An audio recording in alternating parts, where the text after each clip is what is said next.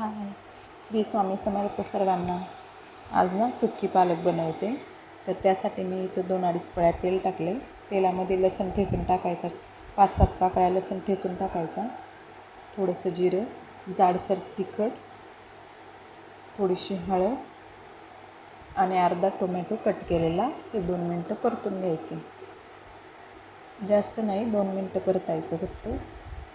आणि इथं मी पालक स्वच्छ धुवून बारीक कट करून घेतलेली ती टाकायची आणि व्यवस्थित मिक्स करायचं.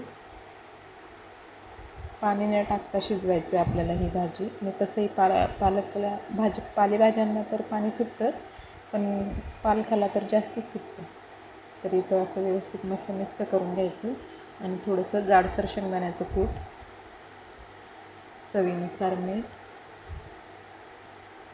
खूप छान लागते अशी सुकी भाजी भाकरीसोबत. ती मी बघा किती पाणी सुटलं.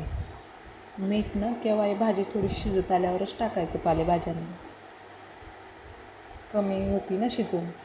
हे बघा तयार आहे आपली झटपट अशी पालकाची सुकी भाजी,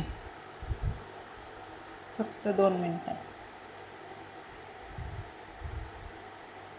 हे बघा तयारी पालक सुकी भाजी.